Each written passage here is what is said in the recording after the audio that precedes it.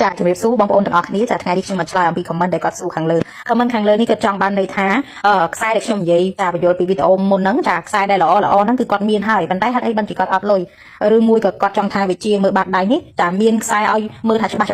ហើយវាមិនត្រូវនឹងដំណើរជីវិតឬក៏យ៉ាងម៉េចឥឡូវខ្ញុំមកបញ្យល់ចាឲ្យបានយល់អំពីខ្សែនីមួយដែលចាខ្សែល្អហើយខ្សែនោះបើសិនជាគាត់មានបែបហ្នឹងពេតមែនចាហេតុអីបានជាគាត់នឹងនៅតែអត់លុយចាឥឡូវខ្ញុំគូខ្សែក្រងសាងទាំង3សិនណាចាឥឡូវខ្ញុំគូតាមអ្វីដែលគាត់និយាយគាត់ថានៅទួលប្រហោះនេះចាគឺមានចាការ៉េដល់តែ6ណាចាការ៉េនេះខ្ញុំធ្លាប់បញ្យល់ប្រាប់ដែរគឺសំដៅទៅលើទ្រព្យសម្បត្តិការ៉េនឹងមានប្រមាណកន្លងគឺទ្រព្យសម្បត្តិយើងមានប៉ុណ្ណឹងដូចគ្នាណាបន្ទាប់ពីហ្នឹងទៀតចាគឺត្រីកោណចាថងលុយរបស់យើងនឹងឯងចាភ្ជាប់ជាមួយនឹងខ្សែចំនួនខ្សែគូក្បាលនិងខ្សែវាសនានេះណាចាត្រីកោណបែបនេះចាអញ្ចឹងគាត់ចង់និយាយថាគាត់មានពីរនឹងហើយធំទៀតហេតុអីបានអត់លុយតែខ្ញុំចង់បញ្ជាក់ប្រាប់ថាអញ្ចេះបើសិនជាមានការ៉េហើយចាមានត្រីកោណទៅទៀតហើយអត់មានលុយឥឡូវយើងពិនិត្យមើលខ្សែសិនយើងមិនមែនមើលតាមមួយជ្រុងទេមើលខ្សែជីវិតណាចាខ្សែជីវិតនេះគឺសំខាន់ណាស់តើមានគ្រោះឬអត់ចាមានខ្សែជីវិតនឹងដាច់ឬអត់ឬក៏មានខ្សែកម្មចាស់ដែលទទួលនឹងគឺមានដែរឬអត់ណាទី2យើងមើលទៅលើខ្សែខួរក្បាលតើខ្សែខួរក្បាលនឹងស្អាតឬអត់ខ្សែខួរក្បាលជាមនុស្សឆ្លៀសវៃឬអត់បើសិនជាខ្សែខួរក្បាលនឹងមិនពេញលក្ខណៈខ្សែខួរក្បាលមិនមែនជាមនុស្សឆ្លាតវៃជាខ្សែខួរក្បាលដែលមនុស្សអត់បញ្ញាចាជាមនុស្សចាដែលមិនគិតរឿងវែងឆ្ងាយបានចាគេហៅថាមិនសូវមានបញ្ញានឹងឯងគឺមិនអាចចាកើតជាអ្នកមានបានទេចា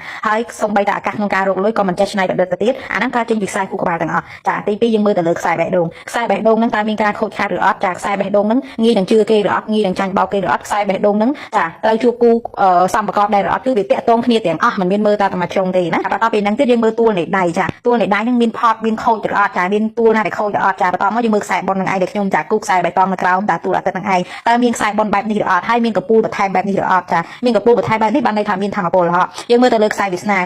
នានៅក្រោមចាដៃកណ្ដាលហ្នឹងចាតើមានខ្សែចំណូលរហូតដល់ទួលបែបហ្នឹងឬអត់ចាអញ្ចឹងសរុបសេចក្តីមក comment របស់គាត់នេះក៏ចង់បានន័យថាគាត់មិនជឿលើវិជាមើលបាត់ដៃទេអញ្ចឹងណាចាព្រោះថាគាត់មានទាំងអស់អញ្ចឹងណាគាត់អាយុដល់ប៉ុណ្ណេះហើយគាត់អត់មានលុយដោយអ្វីដែលខ្ញុំអះអាងអញ្ចឹងទៅអញ្ចឹងបន្តថាខ្ញុំរៀបរាប់នេះឲ្យគាត់ពិនិត្យបច្ច័យមើលខ្លួនឯងទោះបីខ្ញុំប្រាប់ថាខ្សែដែលគេល្អដែលគេជាអ្នកមានគេសេដ្ឋីគេមានលក្ខណៈរបស់គេដែលជាសេដ្ឋីមិនមែនចេះតែថាទេហើយក្បួនវិជាមើលបាត់ដៃក៏ជាក្បួនគេដំណើរមករាប់ចាយូរលង់មកហើយដូចគ្នាចាក៏ជាវិជាដែលគេទទួលស្គាល់ទូទាំងពិភពលោកណាចាមិនមែនចាចេះតែគូវាចេះតែថាទេខ្ញុំមានគ្រូរបស់ខ្ញុំច្បាស់លាស់ចាខ្ញុំមានការស្រាវជ្រាវបន្ថែមចាច្បាស់លាស់បទពិសោធន៍របស់ខ្ញុំទៅខ្ញុំហ៊ានថាទៅខ្ញុំហ៊ានបង្ហាញទៅខ្ញុំហ៊ានបង្រៀនចាហើយក៏មានអ្នកឆាតមកសួរខ្ញុំថាការមើលបាត់ដៃត្រូវការបងលុយឬអត់ចាគឺខ្ញុំចង់បញ្ជាក់ថាអញ្ចេះចាលើโลกនេះគ្មានរបស់ណាដែល free ទេរបស់ដែល free មានតែទឹកភ្លៀងធ្លាក់ពីលើមេឃតែប៉ុណ្ណោះណា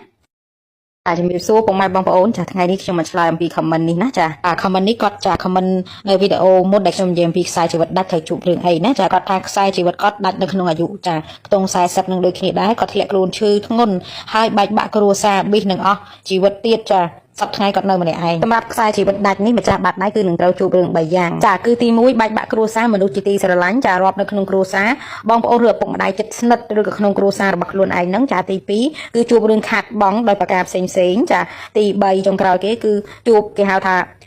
ាធ្លាក់ខ្លួនឈឺជាទម្ងន់អញ្ចឹងណាចា3យ៉ាងនេះខ្ញុំបានបញ្ជាក់ប្រាប់ហើយជួប1ឬក៏2ឬក៏ទាំងអស់ស្រាលឬក៏ធ្ងន់ចាអាស្រ័យលើកម្លាំងកម្មចារវាងចាបុគ្គលនីមួយផ្សេងគ្នាឥឡូវខ្ញុំនឹងបង់ចាខ្សែបាតដៃលេខ1ហើយលេខ2ហើយខ្ញុំនឹងបញ្យល់ប្រាប់តែដំបូងយើងមើលទួលនៃដៃសិនទួលនៃដៃចារវាងបាតដៃលេខ1លេខ2គឺបាតដៃចាលេខ1គឺមានទួលស្អាតជាងមិនមានទួលខូចទេហើយទួលសាច់ក្រពុំល្អពណ៌ដៃក៏ស្អាតល្អដែររីឯទួលសុកសម្រាប់បាតដៃលេខ1គឺស្អាតជាងលេខ2ហើយចាលេខ2មានខ្សែគេហៅថាគិតច្រើនទទួលរងតេតងនៅក្នុងគ្រួសារមិនសូវមានសេចក្តីសុខជាដើមចាយើងមើលទៅលើទួលច័ន្ទចារវាងដៃទាំងពីរគឺមានខ្សែលាបស្រុកគេដូចគ្នាចាហើយចាយើងមើលទៅលើខ្សែចាជីវិតចាខ្សែជីវិតរវាងបាត់ដៃទាំងពីរគឺដាច់ដូចគ្នាចាប៉ុន្តែចា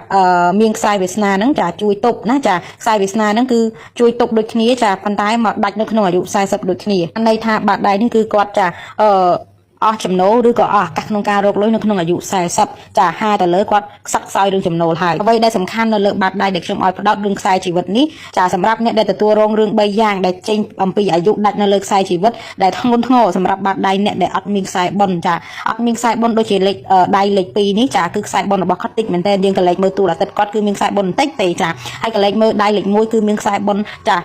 វែងចាហើយមានជើងទុកជ្រែងទៅទៀតដែលមានកម្លាំងខ្លាំងអញ្ចឹងទទួលរងនៃរឿង3យ៉ាងហ្នឹងអាចនឹងជួបតែ1ឬក៏2ឬក៏ជួបដែរប៉ុន្តែស្រាលអត់ធ្ងន់ទេប៉ុន្តែលក្ខណៈដូចនៅ comment គាត់និយាយនេះគឺគាត់ជួបធ្ងន់ដោយសារគាត់ខ្វះនៃចាខ្សែផលបុណ្យចាស់នឹងឯងអញ្ចឹងគឺឲ្យព្យាយាមគាត់ធ្វើបុណ្យថ្មីឲ្យបានច្រើនដើម្បីដំណើរជីវិតគាត់ទៅមុខជួបរឿងល្អៗវិញណា